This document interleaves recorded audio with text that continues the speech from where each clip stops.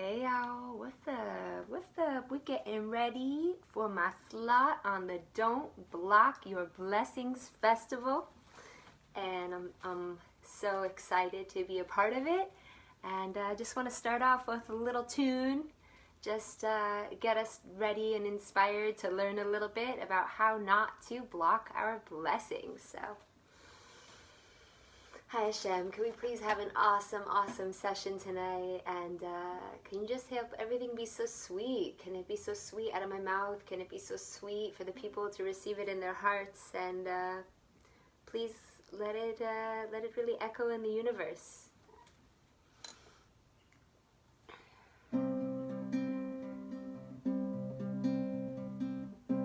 Yavo Shalom Aleinu, Yavo Shalom Aleinu, Yavo Shalom Aleinu ve'al kulam.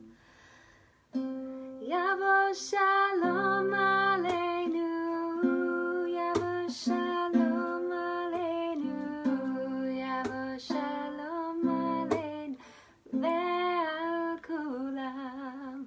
Salam aleinu ve'al kol ha'olam. Salam, salam. All right, just a little bit of intro. Wow, this is so special. So usually I get online and I teach my weekly Bible class and I'm so enthusiastic and I love it, but clearly that's not what's happening tonight. So what am I doing here online? Well, I will tell you. I am here tonight as a part of the Don't Block Your Blessings Festival. And the Don't Block Your Blessings Festival is a very precious, virtual, international festival. In fact, it's like pulling in like huge names. For example, like I'm a little intimidated to say this, but like next to me in the musician slot is Krishna Das. It's like world-renowned and unbelievable musician to touch the heart and soul. So this festival is a festival started by my friend Erez, and when his mother passed away, he wanted to do something special, something meaningful to help bring more light and more blessing into the world. And so he came up with this idea called the Don't Block Your Blessings Festival. Last year at its inception, I think it had like 30,000 viewers, something unbelievable. And so I am really grateful for this opportunity to help bring more light into the world. If you are watching on Facebook right now, the festival recommends to switch over to the festival page, which I believe is don'tblockyourblessings.org/fest, but I also wrote it on the post. Because this way you can see all the different presenters and healers. So here's the thing, I'm listed as a healer. Now I'll tell you, I am in the healing profession and I work as a psychotherapist and I am a lover and teacher of spirituality and mysticism, but I actually do not call myself a healer. I believe that there is one healer, and that is God. Woo, go God. Yeah. And that those of us that work in the healing profession are channelers. We're conduits. We get to share the beautiful information we've learned. So I was like, well, as long as they've called me a healer, I may as well dress up and put some glittery stickers on my forehead, because doesn't that look totally cool and healery? So first of all, in terms of how not to block your blessings, I don't want to take myself too seriously, so I thought I'll just have fun with that tonight. Rad. Okay, so if you truly want to participate in this evening tonight, I really recommend that you pull up a pen and a paper, because after I get into explaining the topic I chose tonight, I want to invite you like a workshop to practically to do the work alongside of me, and that it shouldn't just be something that I present and that I hear and goes in one ear and out the next, but rather that it's something that you can take with you and that you can use as a tool for your own life. Rad. So, okay, the festival is called Don't Block Your Blessings. So there I am thinking about, all right, well, like, what do I really think blocks my blessings the most? So I was like, flip it and reverse it, right? And I thought, let me go back and think about what a blessing was. So, just gonna allow some viewership there. So I come from the background of Judaism and Jewish mysticism, and so many of the ideas I'm going to be sharing tonight come from the Jewish tradition. So what is a blessing? A blessing in Hebrew is the word bracha. Now, the word bracha shares the same root as the word brecha, and brecha means a pool. One of the interesting things that we learn about water, actually, according to the Bible, is that water was actually created before creation. In other words, water existed before anything. So it's as if to say that there is this like pool of infinite, unbounded blessings waiting to literally channel and funnel down to us from heaven if we are ready to receive it. And this, you can use this beautiful imagery almost as if there's like a pool of water, which is like, you know, water is growth, water is life, water is sustenance.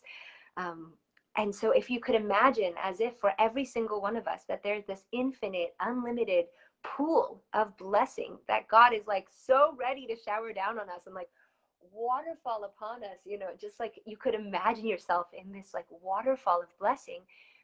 But there's kind of a condition. There is a spiritual condition to receiving your blessings, right? Because the reason this festival don't block your blessings is because there's so many things that unfortunately we've learned culturally that tonight, please God, we're going to unlearn, but that could, God forbid, block our blessings. And we want to clear those things out of the way so that we could receive anything. In fact, it says in the Art Scroll Chumash commentary that the amount that we believe that we can receive is the amount that we can receive. So let's figure out how to hack the spiritual system tonight. Let's do this, my people. That's what's up. Okay, fine. So first I'm going to bring you two commentaries on ways of receiving blessing, and then we're going to jump into the topic of the night. And the topic of the night is, well, I'll explain it in a moment, but how to actually stop judging other people. So put that on pause. I'm just going to revisit two ideas. The first idea comes from a rabbi, and his name was the Netivot Shalom. And I learned in his book that he says that all blessings, as we say, they flow down from this brecha, from the brachot, the blessings flow down from this heavenly brecha, this infinite source of blessing that's available for us, except for, much like, let's say your thing is to have a glass of wine at the end of the night, or perhaps a beer, right? So you can take this very fancy, beautiful, amazing bottle of wine or your favorite beer, and you can crack it open, or, you know, you crank it up, and there you are, ready to have this delicious glass of wine. Maybe it's with your, you know, maybe it's with your precious angel partner, maybe it's just with some friends, or, you know, and you're so excited to have this glass of wine, but there's one problem, and that you don't have a glass, or perhaps you have a glass, but the glass is broken. So there you are pouring this fancy, expensive bottle of wine, but the wine is actually pouring all over the floor, or it's getting everywhere. I mean, I'm all in white tonight. That would be a disaster. Hello. Like, oh my gosh, I'm like so from LA. That would be drama, right? Okay, so first of all, what we need in order to receive a blessing is, of course, the vessel. And the Netivot Shalom, the vessel, like in the wine case being the cup, the Netivot Shalom explains that the greatest blessing, the greatest kli the greatest kli is the Hebrew word for vessel. The greatest vessel with which to receive blessing is peace. And so if we want to receive blessings coming down from heaven here on earth, then we need the vessel called peace.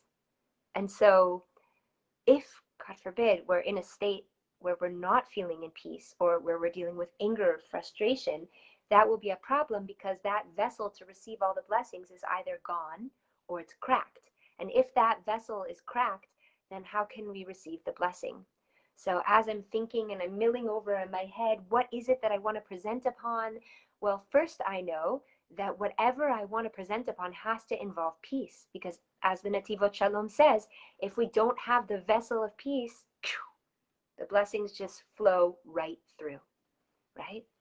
And the second thing we need to receive our blessings is actually happiness, joy, simcha. Now here's the thing. Simcha, joy in Hebrew or in the Jewish tradition is not like you have to be like, ha, ha, ha, ha, ha, ha.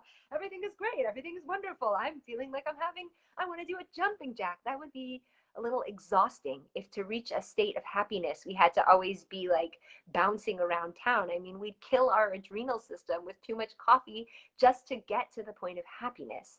So it's not necessarily talking about like happiness like rah rah shish boom ba, but rather an internal happiness. And the reason that I bring this up is just to explain, because like we said, we want to find out how to receive these blessings. So we said one is the vessel of peace and the other is happiness or joy. But I'll explain why. Well, our sages explain that back in the day when there used to be prophecy, that a prophet could only receive prophecy when they were in a state of joy. Because what is prophecy? It's a connection to the divine. And if I'm in a state of joy, or even a more subtle joy, the best definition of happiness I ever heard actually is where you don't want to be anywhere else but where you are right now. So perhaps you could be just lying in your bed and feeling nothing, but you're really content to be there.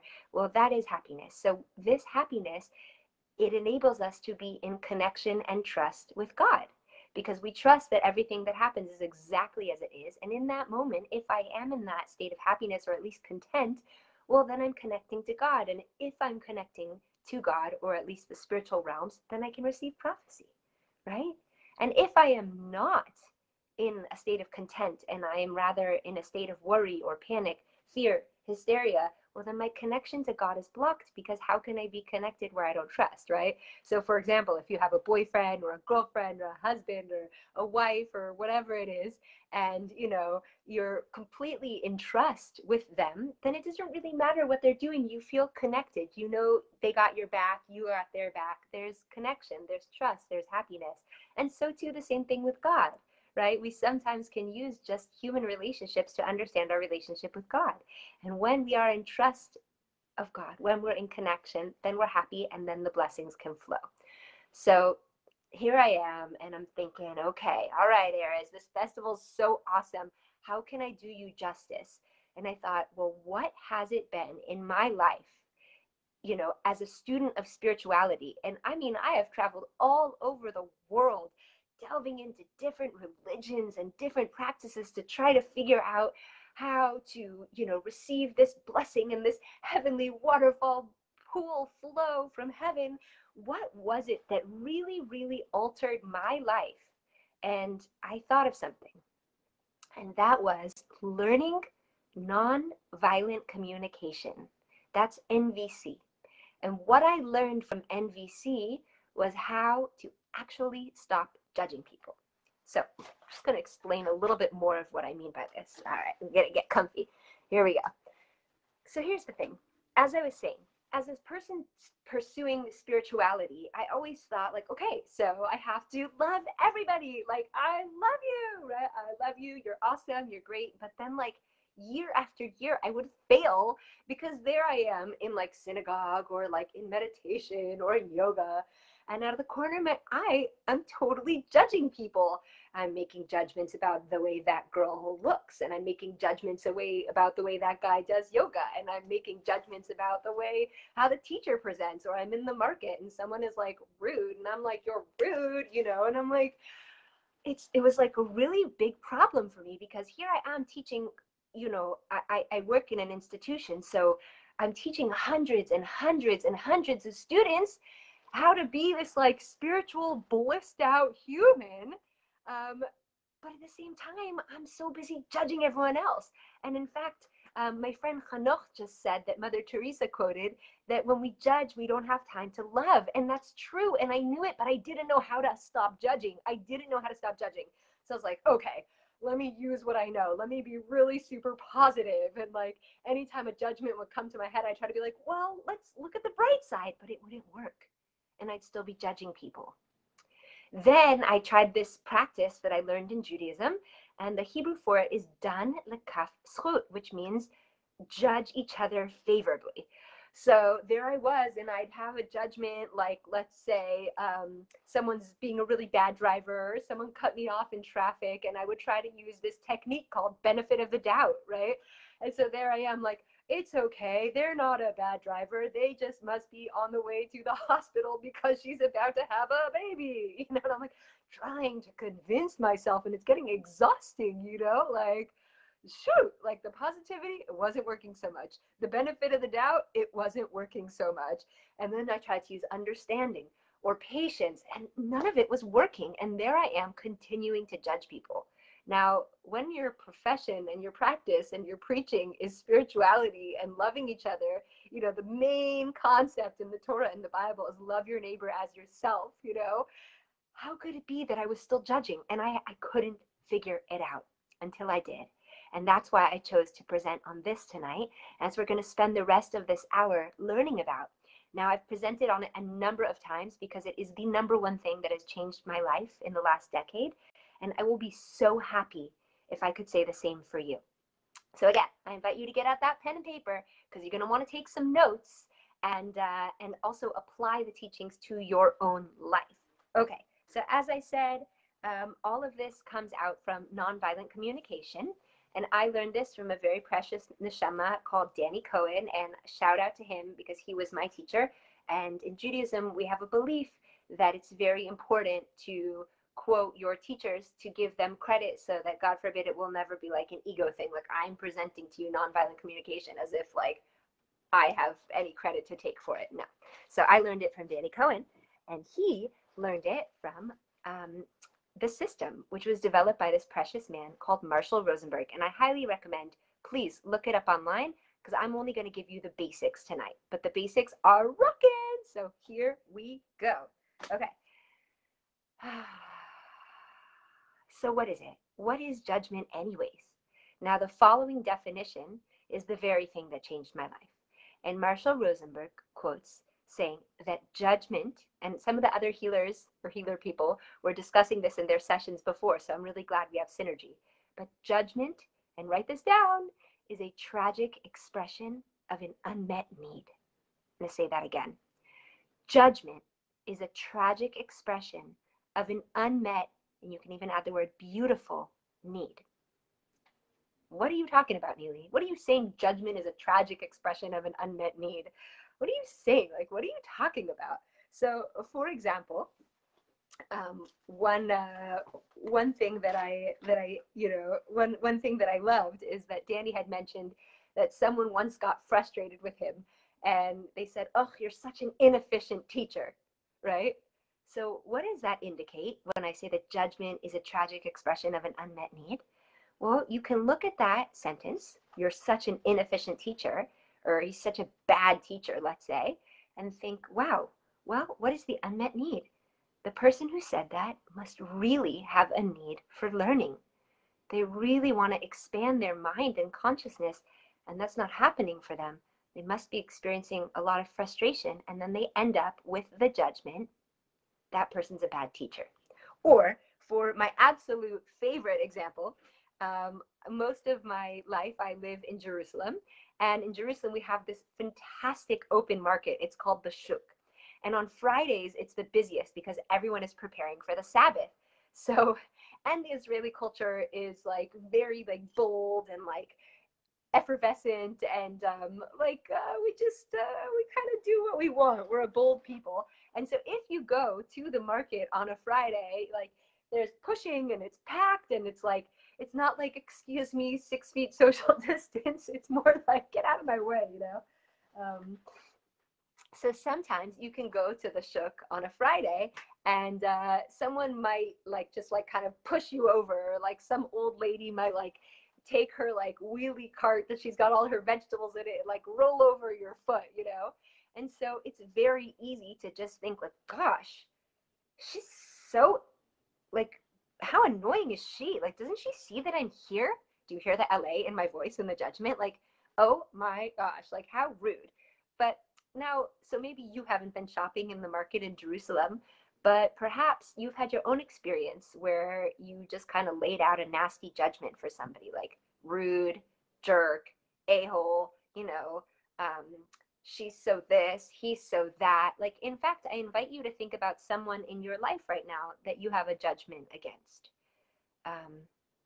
Take a moment and just see with your meanest, lowest self. I know most healers don't encourage you to turn into your meanest, lowest self, but I'm going to today because I want us to get real, right? I don't want us to positivize anything or negativize, just real. Right? You take that one person in your life that's really driving you crazy. My sister, she's so bad. My brother, he's so bad. That person at work, my coworker, my boss is so bad. Okay? Think about the nastiest term that you would use for them, because we're going to use that judgment to find out what your unmet need is.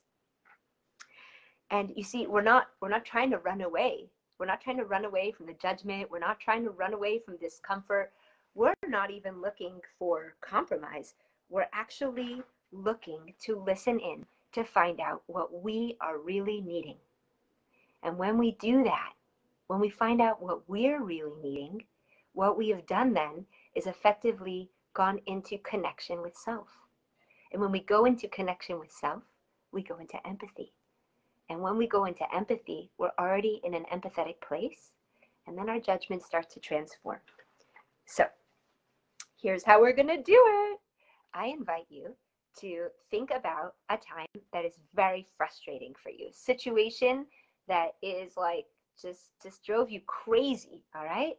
And I'm going to take this same example of the person in the shuk, the open market, who's pushing me over with her cart and knocking me out. So I could look at her and say, rude, annoying, so disrespectful, right? But if I say, wait a second, when I feel that woman's elbow poking into me, right? So I want you to take and say, when I notice, and then the observation of what happens, right? When my sister doesn't call me back, when my coworker calls me babe, when my spouse doesn't take out the trash, or whatever your example might be. So the next thing we're going to do is we're going to tune into our feelings. I feel frustrated.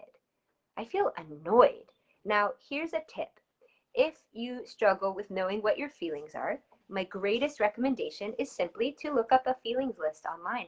And you can find any feelings list. All of them will assist you. This one is specifically from the Center of NBC, and it has pleasant feelings. And on the other side, it has unpleasant feelings.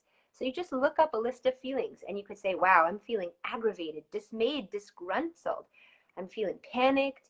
I'm feeling hatred. I'm feeling horrified, startled, surprised, devastated.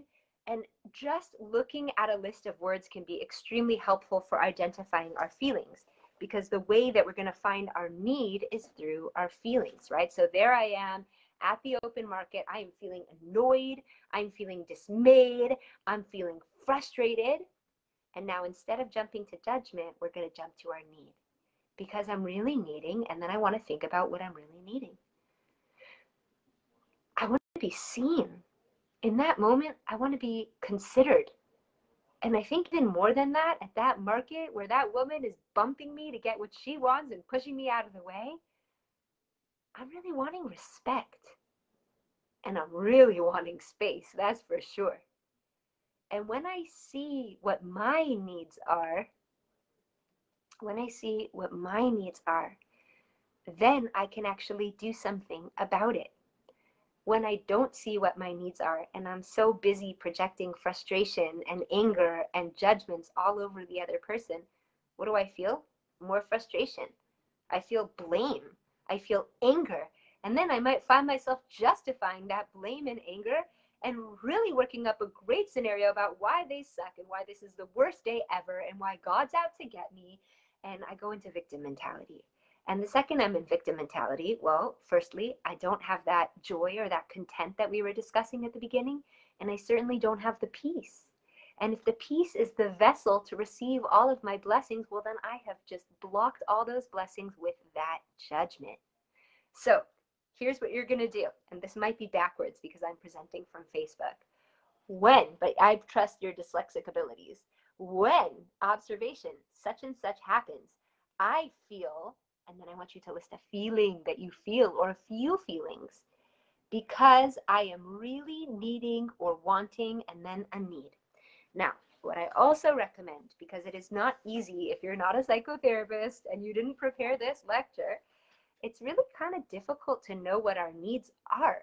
So I also want to recommend that you really, really look up a list of needs. Here I have a needs inventory. And what I'm going to do is I'm actually going to read this list through, but I have a deal to make with you.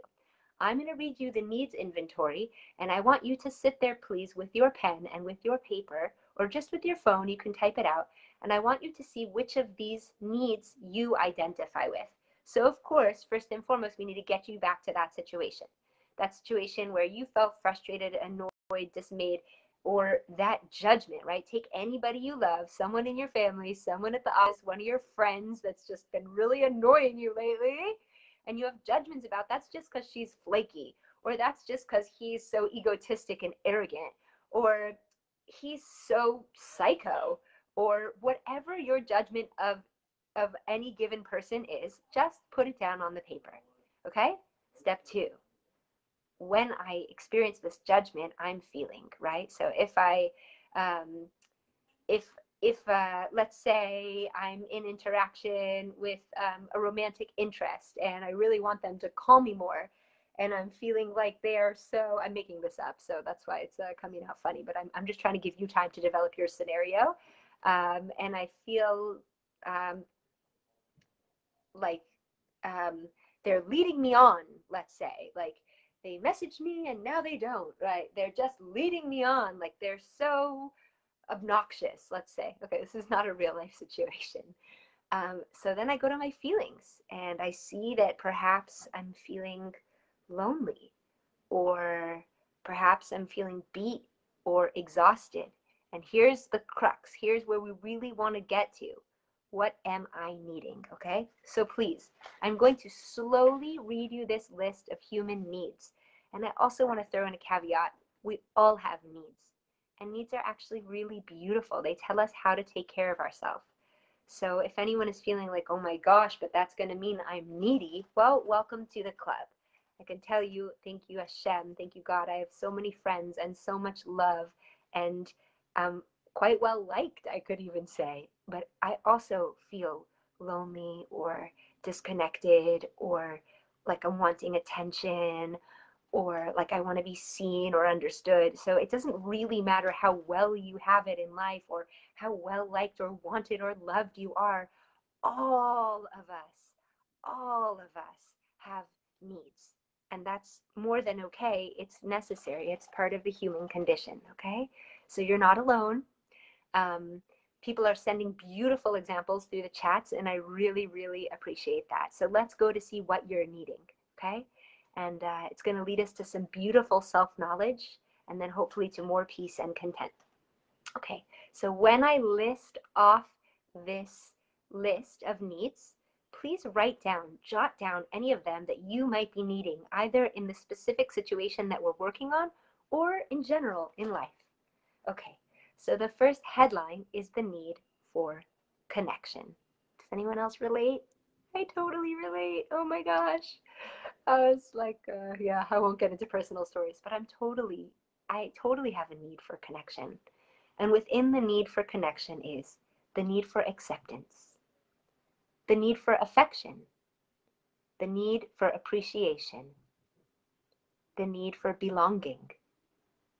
A most beautiful quote I heard on belonging from Brené Brown is, belonging is the opposite of fitting in. I thought that was really cool. Take that one for the road.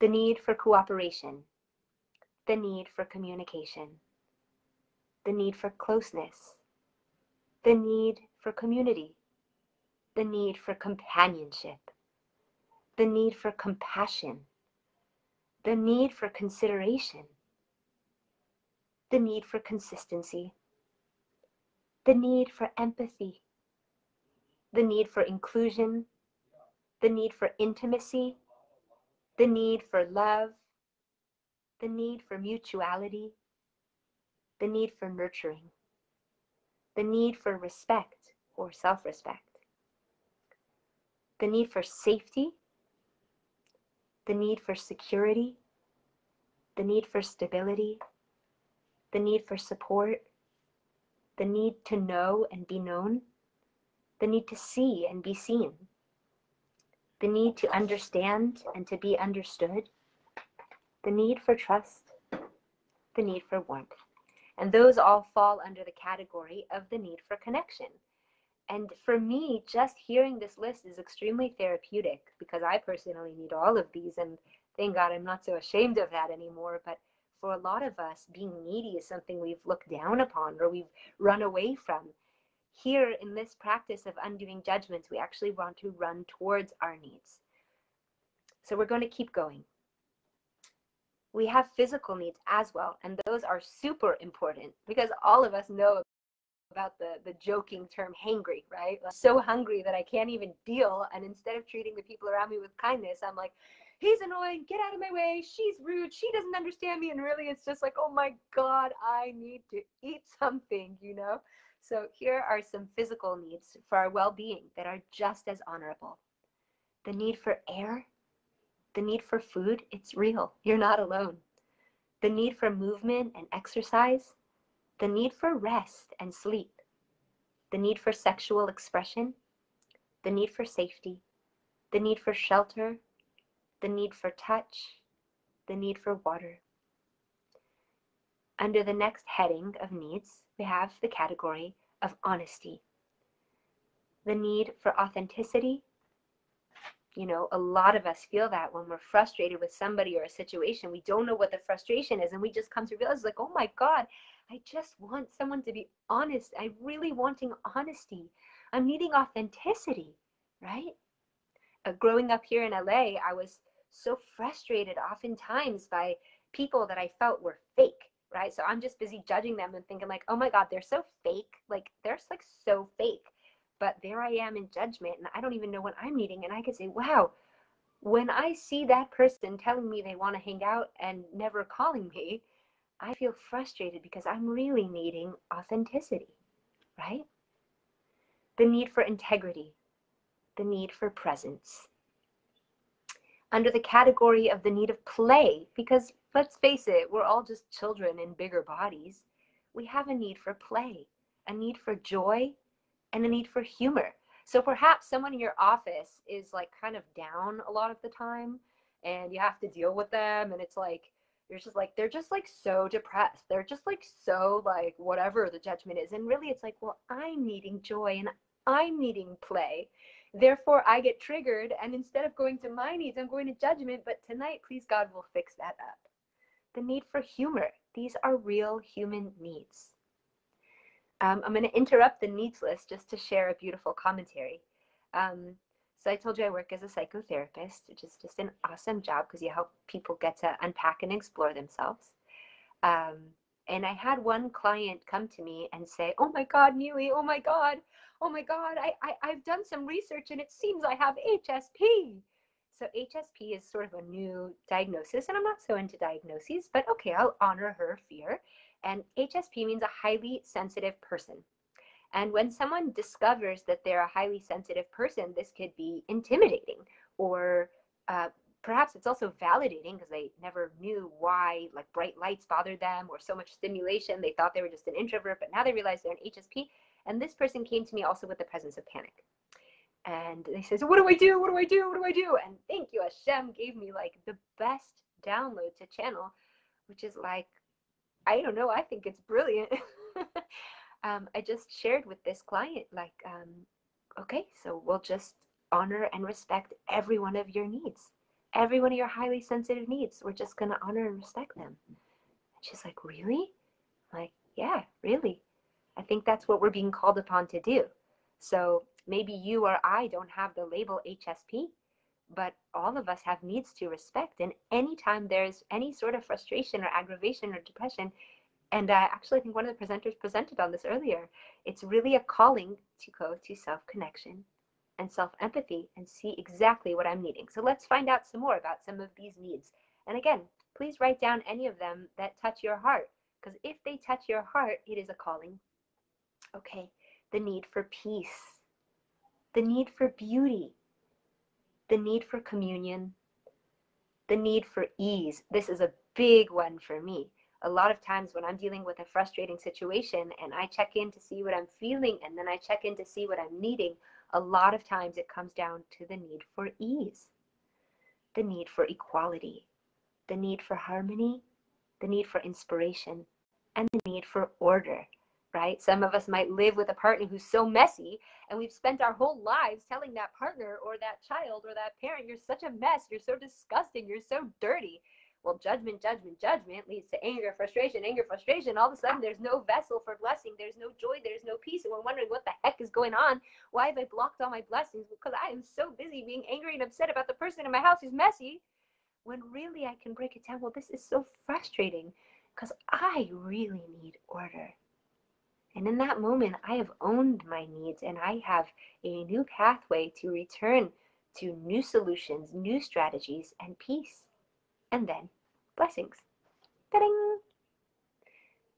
The need for equality, the need for harmony. Oh, I read all those. Okay. The next heading is the need for autonomy. All right, so here we go. Within these needs, and for anyone who just joined now, we're doing an exploration of our human needs, our very human needs that we all experience, that we all have. And we're discussing this as a way to start to actually stop judging others, right? Because we expressed that judgment is a tragic expression of an unmet need.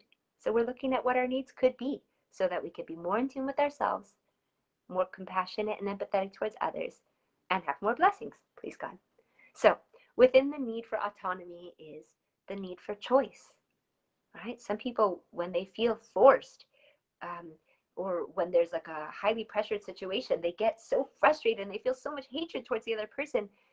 Pause. I am really needing choice. The need for freedom, the need for independence, the need for space. That's a big one. The need for spontaneity. Who knew that was even a need? Okay, and the final category of needs is meaning. The need for meaning in our life. You might have found yourself in a group of friends that you might judge as shallow, right? But like, that's a judgment. That's just me looking down on other people. And if I'm looking down on other people, I'm probably in some form of condescension. And if I'm practicing condescension, I certainly don't have peace and I certainly don't have happiness. And then again, I've blocked my own blessings. So meaning, right? We don't want to say that group of friends is shallow. We might want to say, wow, I'm feeling, well, let's get a new feeling in here. I am feeling really alienated and aloof and alone. And it's not because they're shallow. That's the judgment. What's the need? I'm really needing meaning. The need for awareness. The need for celebration of life. The need for challenge. The need for clarity. The need for competence. The need for consciousness. The need for contribution. The need for creativity. The need for discovery. The need for efficacy. The need for effectiveness. The need for growth, the need for hope, the need for learning, the need for mourning, the need of participation, the need of purpose, the need of self-expression, the need of stimulation, the need to matter, and the need for understanding. So I wonder, while you're doing this exercise, where you've taken a situation that is mighty annoying to you, or you have this crazy judgment about this person, and now we want to pause and see if you can take this judgment, this tragic expression of an unmet need, and find the unmet need. Once you find that unmet need, oh yeah, we're doing MVC here. Once you find that unmet need, what I personally do, and I would like to recommend, because I believe that we could all use a little more empathy, is I actually take my hands and I put them in my shirt, on my chest, skin to skin, and I hold my heart. Say, wow, Nili, I would like to try to think of an active situation where I was judging somebody so that I could give you a true example. Oh yes, I was driving a judging a driver the other day. This guy wouldn't let me in, and then as he passed me, he flicked me off. It was like screaming obscenities. Now, because I'm like oh so spiritual, I as if laughed it off, like oh that guy must have anger issues, and I didn't let it affect me. But how condescending could I be?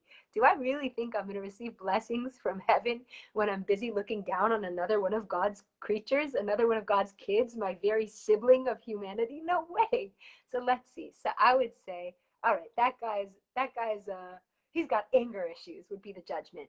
Okay? So now I want to do the practice, okay? So when that man flicked me off in traffic, so that's an observation. I'm not judging him. He really flicked me off, right?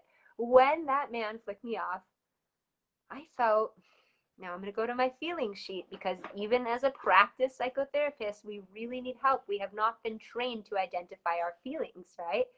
I felt, okay, I'm just going to take my time and figure this out. I felt flustered, and I felt angry, and I felt cranky,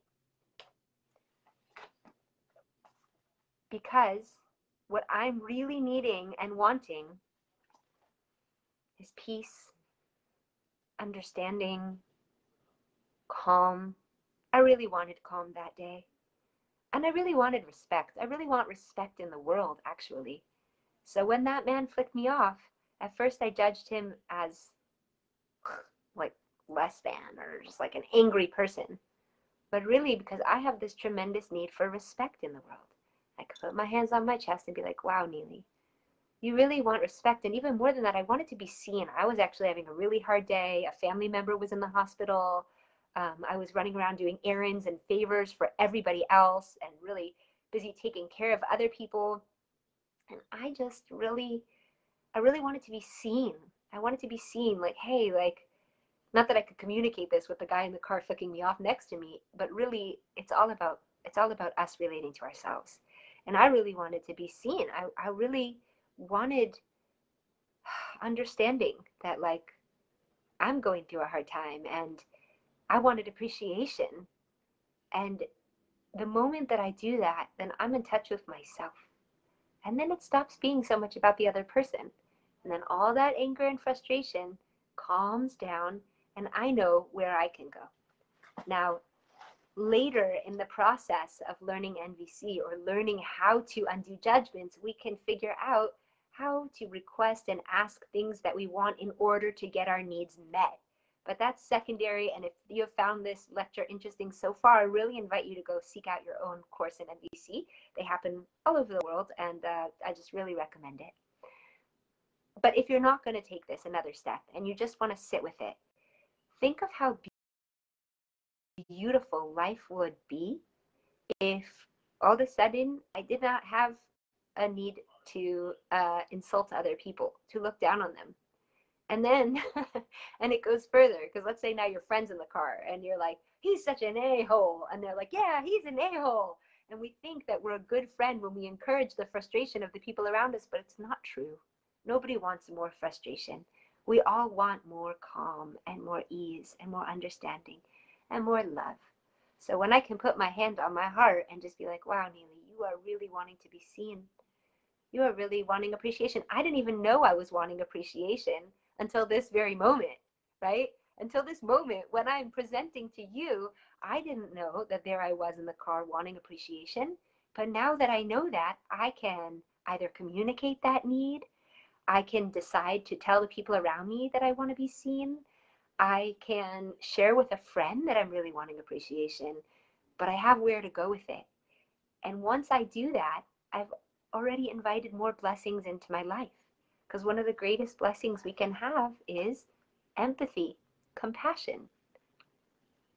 So the second I've already just gone through this short, tiny process where I check out an observation, see what I'm feeling, and determine my own need, I'm already in connection with myself. Then I'm in connection with my soul. Then I'm in connection with God. Then I can arrive at greater trust. then I can arrive at greater content and greater peace. And then those blessings can just flow on down. So yeah, judgments are a tragic expression of an unmet need. And like we said, just to review, we're not trying to run away from judgment, we're trying to unpack it. And I ask you, now that you've done this exercise, and maybe you can just write it down because we're not actually in active communication, what shifts for you when you connect to the need? I find, and I also learned this in the course that I took when I studied NVC, that knowing my needs, it becomes my power. I become empowered. I could take care of myself. Then I am putting myself in a place of responsibility and empowerment. And like we said, we're moving away from blame and victim mentality. And when I'm in this place now of silence, of unpacking the judgment rather, and moving into empathy, well, what does empathy do for us? It allows us to live in the fullness of being human. That's so beautiful. You know, a lot of us feel shame, again, as we said, around feeling needy or needing something that I don't have, or we might feel shame about wanting attention or to be seen or to feel beautiful, but like, we all have these needs. Like, nobody is left out here. And if that's true, then all it does is make us more human. And do you know what making ourselves more human does? It opens the possibility for connection to others, right? When I tell you that I have a need for, I have a need for intimacy and closeness, that's real. It doesn't mean I'm desperate or I, don't have a partner or nobody likes me. It's just like, yeah, of course I'd love closeness and connection right now. And if that's true for me, I bet you it's true for you too.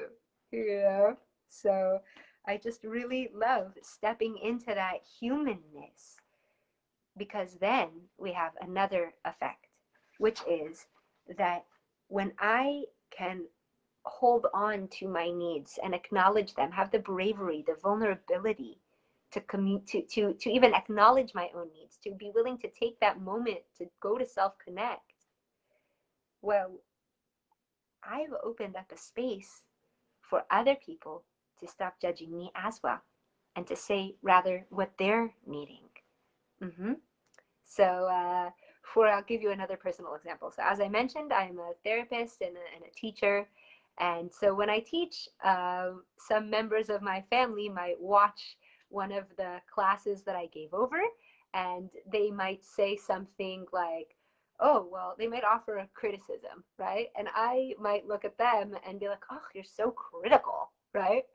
But then I think, okay, judgment is a tragic expression of an unmet need. I'm feeling sad because I really wanted support. And I really wanted, now I'm going to the needs page because I can't even figure it out myself.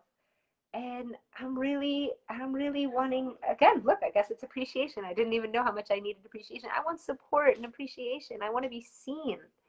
And so the second I can say that, then they can figure out what they need, right? They're needing, let's see, I'm figuring it out with you in the moment. Maybe they are needing acceptance, and they feel that if a member of their family is giving over a class in a way they don't like it, they might not be accepted. So it's really, really beautiful when we connect to our own needs, because it also gives other people permission to connect to their own needs. And once I'm communicating my needs and you're communicating your needs, then we're actually in communication. Then we're actually listening. Then we're actually in connection.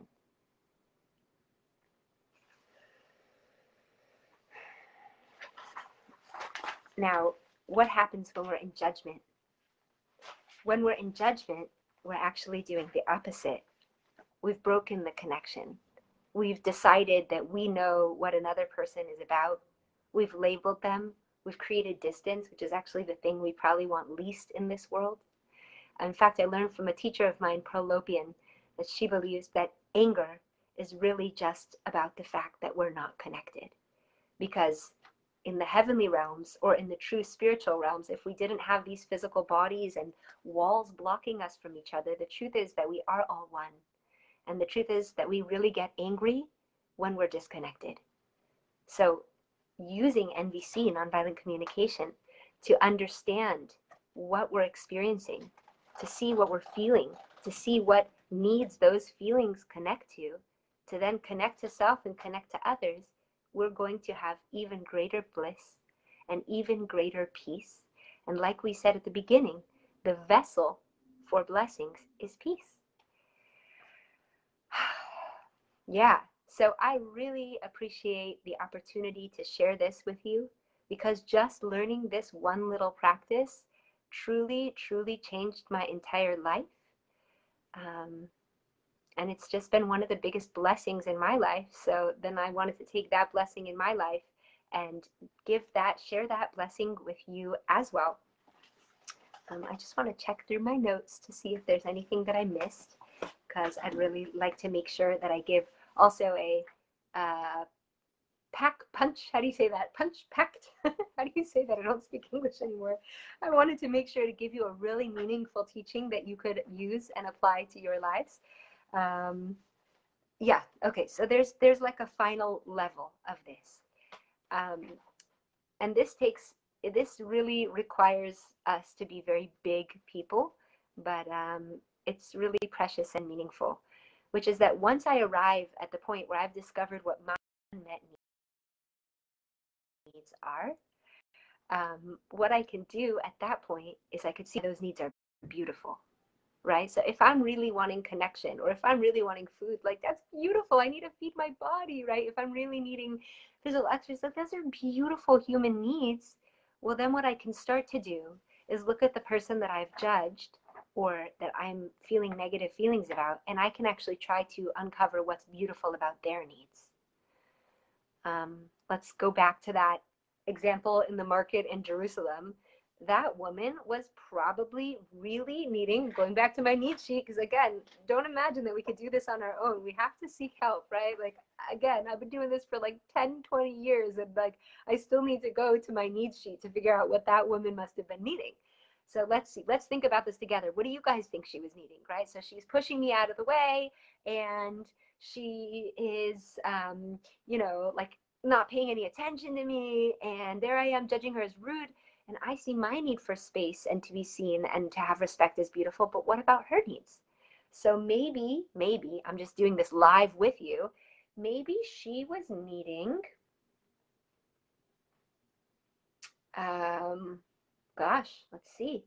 Maybe she was needing ease, and maybe her family was really waiting for her to deliver their meal at home, and she really needed these groceries because she also wanted to feel appreciated, and she knew that if she got home in a certain amount of time, and then maybe then she would have happiness because her family would be happy, and maybe she's really needing happiness. And maybe it's not true, and maybe I'll never figure out what the people's needs around me are. But what it does do is it puts me into a greater space of love and, like we said, peace, and just seeking to understand, which is a lot better than like smacking ugly labels on people, I think. So